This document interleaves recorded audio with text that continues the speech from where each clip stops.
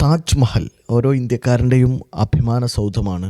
ഒരു ജീവിതത്തിൽ ഒരു തവണയെങ്കിലും എല്ലാ ഇന്ത്യക്കാരും പ്രധാനമായി കാണാൻ ആഗ്രഹിക്കുന്ന സ്ഥലങ്ങളിലൊന്നാണ് താജ്മഹൽ. ആ താജ്മഹൽ സന്ദർശിക്കാൻ ഒരുങ്ങുമ്പോൾ ശ്രദ്ധിക്കേണ്ട ഏറ്റവും പ്രധാനപ്പെട്ട കാര്യങ്ങളാണ് ഈ വീഡിയോയിലൂടെ പങ്കുവെക്കുന്നത്. 2025 ഫെബ്രുവരി മാസം ആദ്യ വാരത്തിലാണ് ഈ വീഡിയോ പങ്കുവെക്കുന്നത്.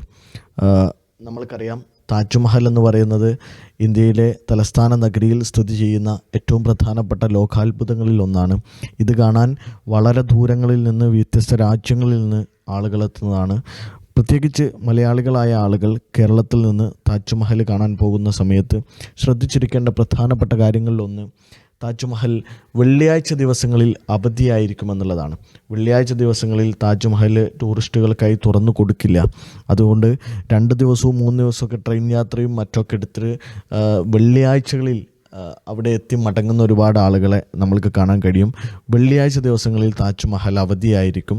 യാത്ര ഷെഡ്യൂൾ ചെയ്യുന്ന സമയത്ത് വ്യാഴാഴ്ചയോ ശനിയാഴ്ചയോ മറ്റു ദിവസങ്ങളിലോ അഗ്രയിലെത്തുന്ന രൂപത്തിൽ ഷെഡ്യൂൾ ചെയ്യുക. രണ്ടാമത്തെ കാര്യം, താജ്മഹൽ തുറക്കുക കൃത്യം 6 മണിക്കാണ്. 6 മണിക്ക് തന്നെ നല്ല തിരക്ക് അനുഭവപ്പെടും. 6 മണിക്ക് തന്നെ താജ്മഹൽ, പ്രഭാതത്തിൽ 6 മണിക്ക് തന്നെ താജ്മഹൽ തുറക്കുന്ന സമയത്ത് തന്നെ അവിടെ എത്താൻ ശ്രദ്ധിക്കുക എന്നുള്ളതാണ്. നിലവിൽ ആ ഏരിയകളിൽ അതിശക്തമായ ശൈത്യം അനുഭവപ്പെടുമ്പോൾ പ്രഭാതത്തിൽ താജ്മഹലിനെ കൃത്യമായി കാണാൻ കഴിയാത്ത അവസ്ഥകളൊക്കെ ഉണ്ട് വിൻ്ററിൽ. അപ്പം അതും പരിഗണിച്ചുകൊണ്ട് 6 മണി മുതലാണ് താജ്മഹലിൻ്റെ എൻട്രി ഉണ്ടാകുക. മൂന്നാമത്തെ കാര്യം, 4 മണിക്ക് ടൂറിസ്റ്റുകളുടെ എൻട്രി താജ്മഹലിൽ ക്ലോസ് ചെയ്യും. 4 മണിക്ക് മുന്നേ താജ്മഹലിൻ്റെ എൻട്രിയിൽ എത്തേണ്ടതാണ്. അടുത്തൊരു കാര്യം എന്ന് പറയുന്നത് താജ്മഹലിൻ്റെ ടിക്കറ്റാണ്. 45 രൂപയാണ് താജ്മഹലിൻ്റെ ഫസ്റ്റ് ഗേറ്റിലും, 200 രൂപയുടെ താജ്മഹലിൻ്റെ തൊട്ടടുത്തു നിന്ന് കാണാനും തൊടാനൊക്കെയുള്ള അവസരങ്ങളുടെ മ്യൂസിയം അടക്കം കാണാനുള്ള 200 രൂപയുടെ 2 ടിക്കറ്റുകളാണുള്ളത്.